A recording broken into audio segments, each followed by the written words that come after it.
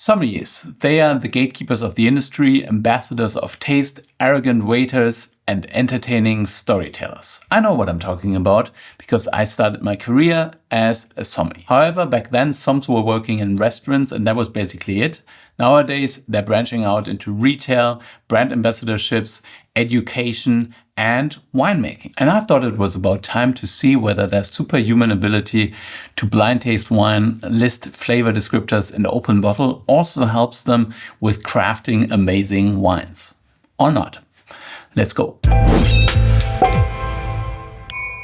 The first item on the list is actually not a wine. It's the Copenhagen sparkling tea company's Gron or Grün, which is a sparkling tea with a little bit of alcohol. They were founded in 2017 by Jakob Kokemba, who was a sommelier at a Michelin-starred restaurant in Copenhagen.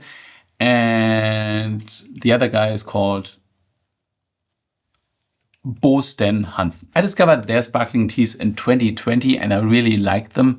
I haven't had them too much ever since, but yeah, they were really good stuff. Nowadays, sommeliers also have to have a non-alcoholic alternative on their wine list. Many sommeliers also have a non-alcoholic wine pairing. This is obviously alcoholic, but some of their other sparkling teas don't contain any alcohol at all. Gron means green, and this sparkling tea is called that because it is made with a base of green tea, but they also add some white wine to the product. On the back label, it actually says that it contains green, white, and herbal tea, white wine, cane sugar, lemon juice, natural aromas, CO2 and sulfites. I think the CO2 is just added here. I mean, you don't really get a lot of mousse. It just disappears fairly quickly, but you still have some bubbles in there. The color is kind of golden. Doesn't really look green. It's more like a pale gold color. On the nose, there's definitely a lot of vibrant, fresh character, like herbal notes, a little bit of mintiness. There's also green tea flavor, obviously. There's also a little bit of lime and lemon flavor coming through. So green makes a lot of sense. I mean, there's a lot of green flavor coming from the glass, but not in a bad way at all. It's kind of refreshing herbal. On the palate, this is actually quite juicy and refreshing. There's a little bit of eucalyptus character coming through. There's a little bit of bitterness as well. Some sugar for sure, but also good freshness, liveliness on the finish. I don't know too much about the backstory here, but I guess that a sommelier who's serving his or her customers on a daily basis also knows what's going on in the market. And he might have seen a trend towards no to low alcohol beverages much earlier than many other people would. And that's kind of why he maybe played around with alternatives and came up with this. This is an interesting addition to the mix, and it's a product that I would actually consume as an alternative to wine. I mean, I don't really love no alcohol wine, but this is kind of nice. The only problem that I have with this is that it contains quite a lot of sugar, so it's a little cloying, a little sweet. I mean, the CO2 definitely balances off some of that, but it also, it is just a little sweet. And on top of that, this is not necessarily my favorite flavor. I think there's a little bit of kind of artificialness. This limey character can be a little off-putting in my opinion. They also have some alternatives that are actually a bit more exciting. So I'm going to rate this 84 points. I think it's quite nice and enjoyable. And this could also be used at the table, so you could drink that with some like sushi dish or something with fish because of all this vibrancy and liveliness. So next up, we have the 2019 Sohm and Kracher Gruner Veltliner St. Georg from the Burgenland in Austria. Aldo Sohm is originally from Austria, but then moved to the US, where he started working as a sommelier at the iconic Le Bernardin in 2007. He became the world champion of sommeliers in 2008, but not by the ASI, so the one that I made a video about a few years ago.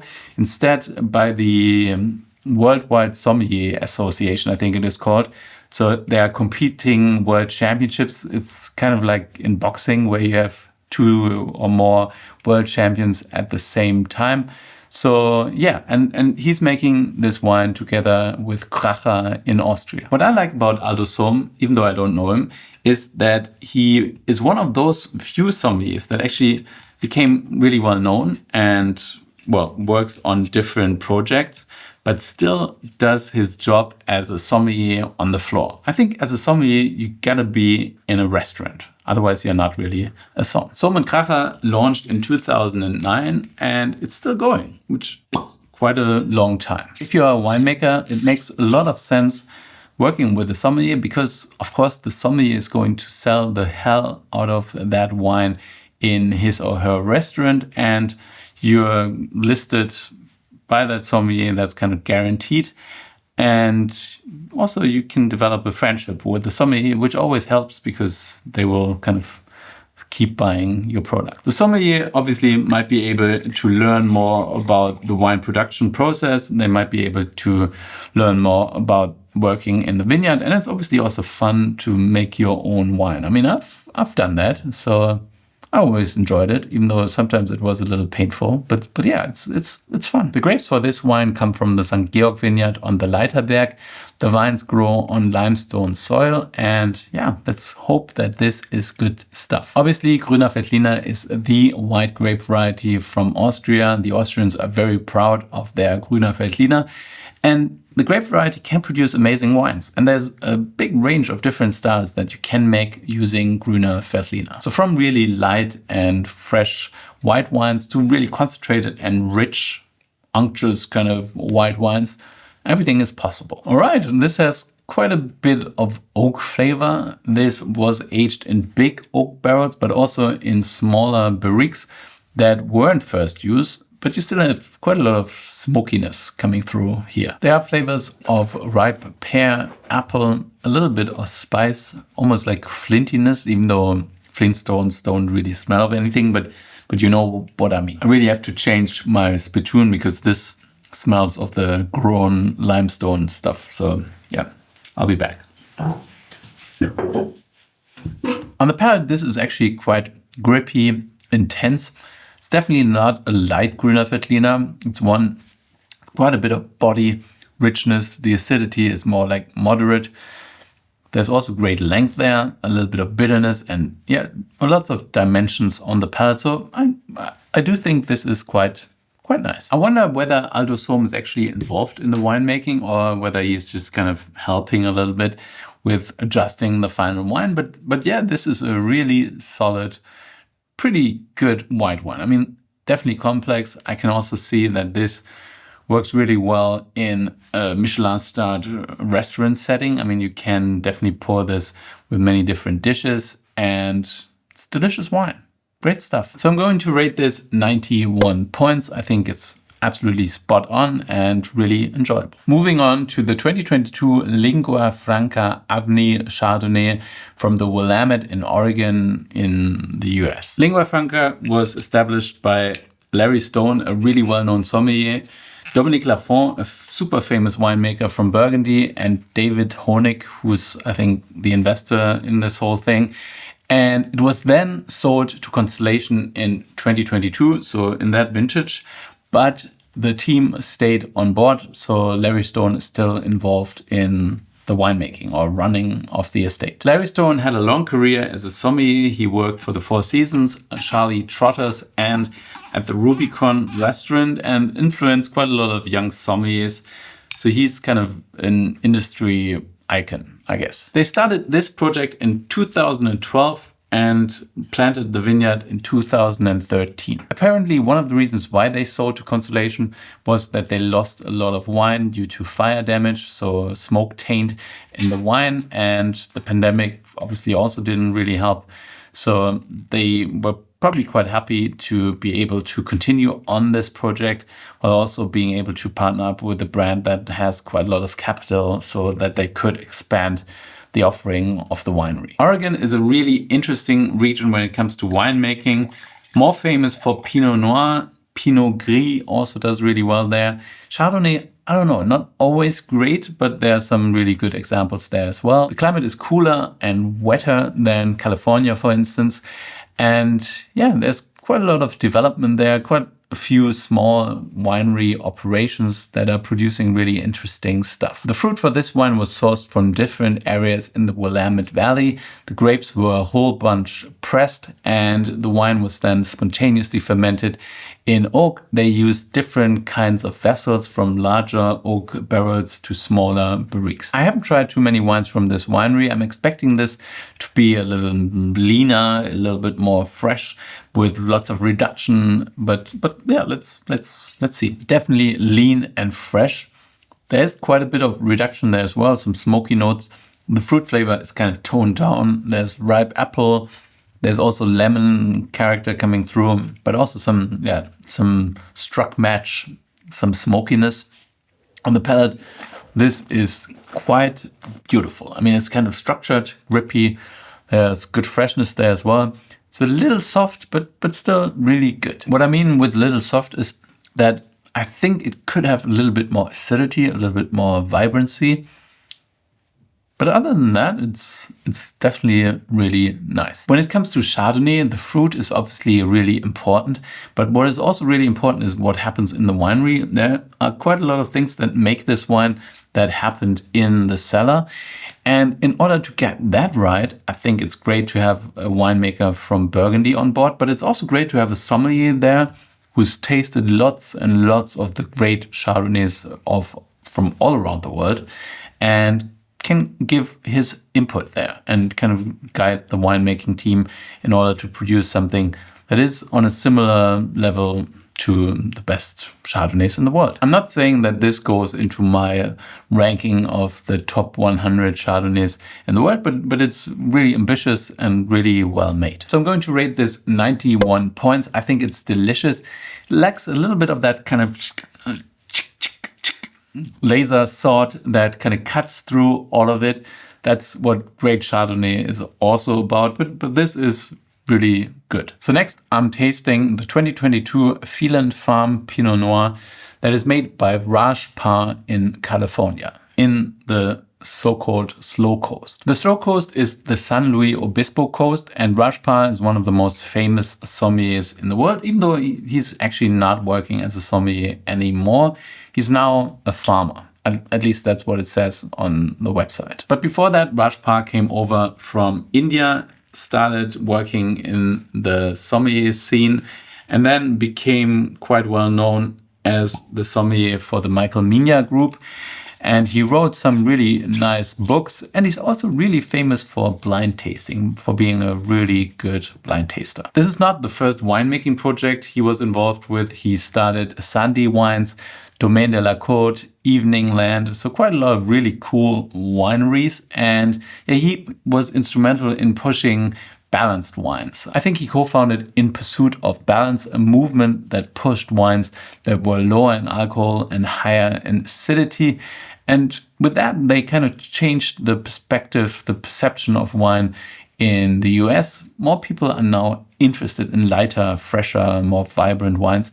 The big, rich wines still exist too, but there's also a real demand for light and elegant wines. As far as I understand, Raj Par is not the owner of the winery.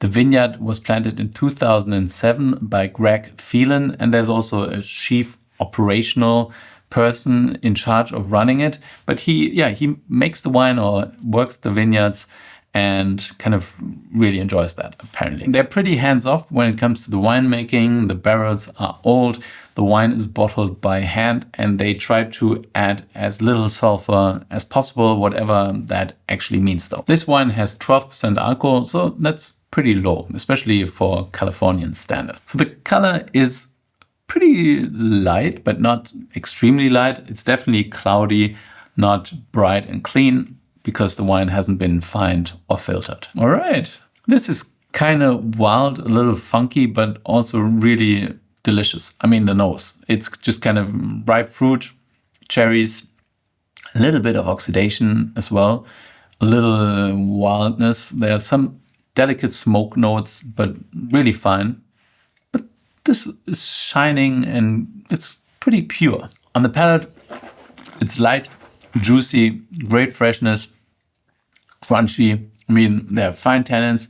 This is definitely not a big Pinot. It's a really elegant, soft, or not soft, but a really elegant, fine, but kind of also not elegant. No, it's rustic, but also fine. It's kind of complex. There's definitely some wildness there. Smells a little bit like cured meat, but blended with that bright cherry fruit flavor, that's actually quite nice. This is definitely a wine that follows a certain philosophy. It's really light, fresh, really pursues that idea of balance, and it's quite to the extreme end, really. I mean, this is super light, super fresh, and I'm 100% sure that many people wouldn't like this.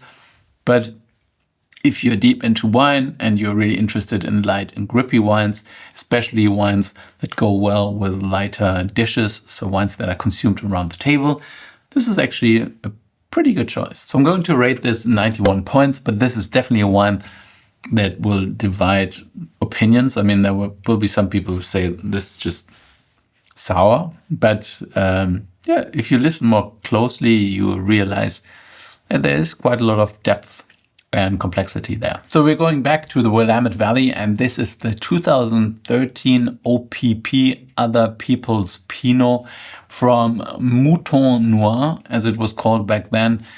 And the brand is owned by Andre Houston Mack from the Bon Appetit channel and Instagram fame. So another star sommelier turned winemaker. Andre Houston Mack started this brand in 2007, but before he worked as a sommelier, kind of worked himself into the job and then became a trailblazer for black sommeliers in the US. And he worked at some really great restaurants. And I think the last job as a sommelier was at Per Se in New York City. So on the label, this one is still called Mouton Noir, but in 2016, he had to rename the brand because he lost kind of a legal dispute with Chateau Mouton Rothschild. And yeah, they didn't like him using Mouton Noir, and he had to rename the brand to Maison Noir Wines. This is the 2013 vintage, and my team really looked for more recent vintages in Europe, but couldn't find any. So I asked the retailer who sold this whether the wine is still good. They came back with the feedback, it's still brilliant. So let's see. So as far as I know, the fruit for this wine is actually purchased, and Andre then turns that into wine together with his team. They focus on picking early in order to produce light and crisp wines. This one has 13.1% of alcohol. So yeah, definitely a lighter style, not extremely light, but still, yeah, fairly light. Low alcohol, high acidity wines appear to be kind of a common theme here in this tasting. I mean, if you, as a sommelier, taste a lot of wines and want to pair those wines with food, you definitely look for freshness and liveliness. You can't stand wines that are just big and bold and that overpower the flavors on the plate. So this definitely has some garnet reflexes, which is kind of normal for a red wine, a Pinot that is 12 years old. So yeah, a little bit of browning, but there's also a ruby core still. There are definitely some signs of maturation. I don't really know whether this wine is supposed to be aged this long. I'm not saying that it's gone, but there's a little bit of aging there. But it also kind of opens up. There's ripe cherry flavor. There's a little bit of violet, kind of red flower character coming through as well. Blackberries, quite a lot of stuff going on. There's also some oak influence. It's kind of in the background, but you can feel a little bit of roasted notes that are quite nice. On the palate, this is grippy and intense. The acidity is kind of moderate. It's definitely good structure there still supporting this wine.